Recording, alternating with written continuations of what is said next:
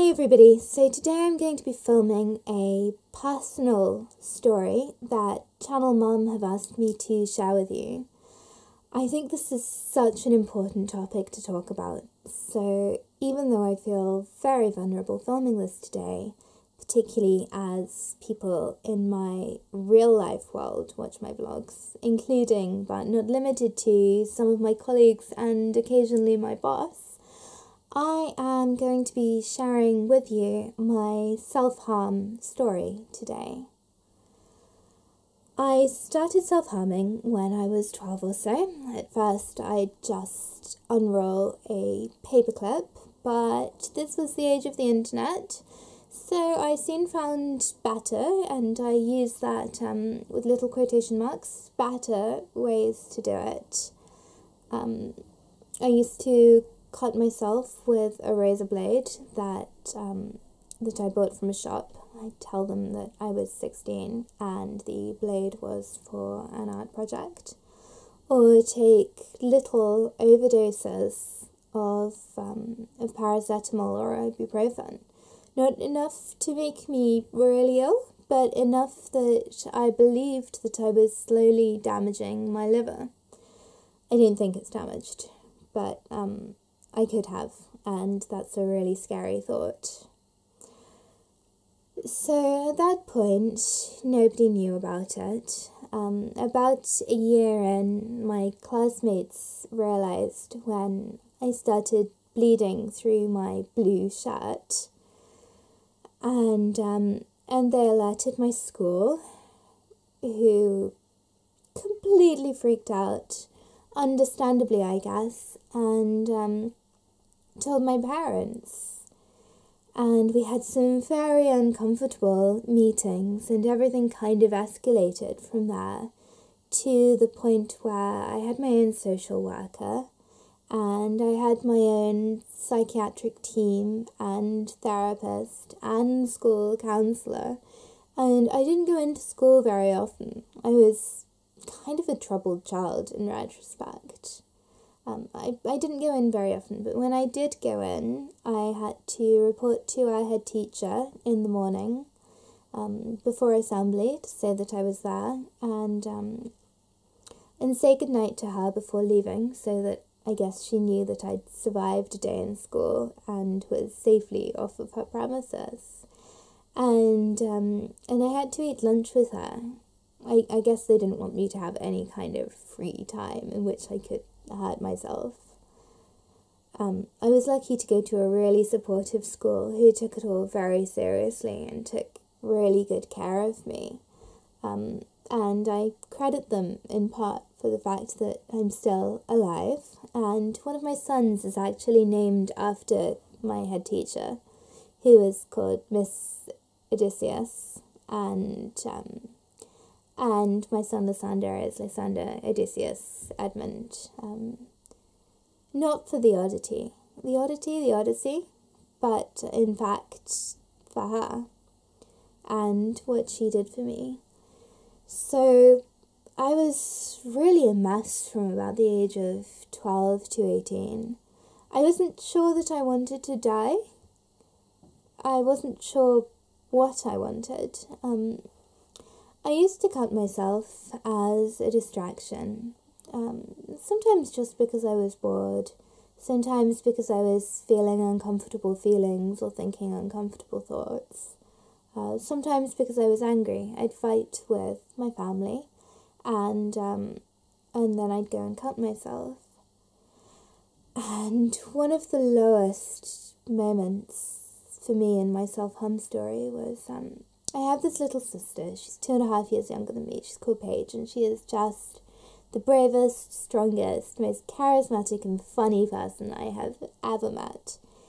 Anyway, when I was 13, 14, I guess I was 14 because my family were aware of this, and I guess she was 12. She just moved to a new school, and she is just great. She's the natural ringleader. Everybody loves her, but she was in her new school. She'd been there about 6 weeks. She'd made some friends, and she'd brought one friend home for tea or whatever.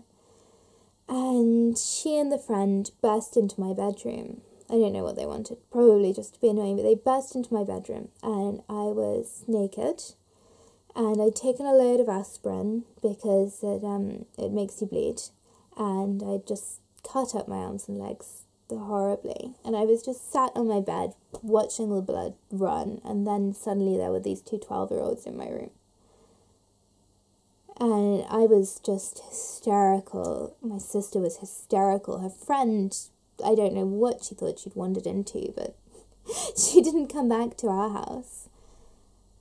And I got them out, and my sister ran downstairs and told my mother, and I managed to lock myself in my bedroom, and there was just all of this dreadful, dreadful screaming from all of us, and the hysteria. And then my sister packed her bags and moved in with my father for 2 years. And for 2 years we barely saw her because of what she'd seen. And I love her so, so much, and it was just horrifying to me that we'd lost her from our little family because she'd walked in on that. And I guess my mother must have resented that too. I don't know whether she did. I think I would have if it were my child, and she and my sister have always been really close. So that was absolutely the lowest moment for me from my self-harm story. I mean, there was other bits, but that was really bad, and I've always really regretted that.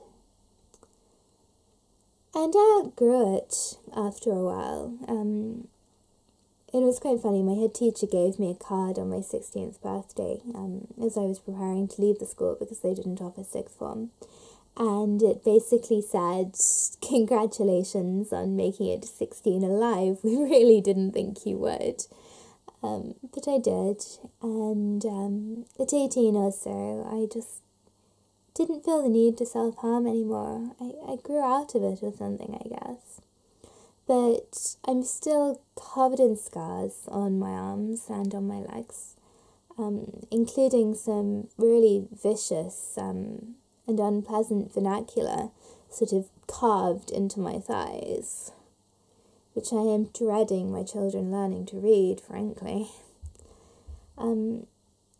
They're 2.5, my boys, and they're very interested in accidents and injuries and how one acquires them. So they've started, having some coffee, my throat's gone all dry.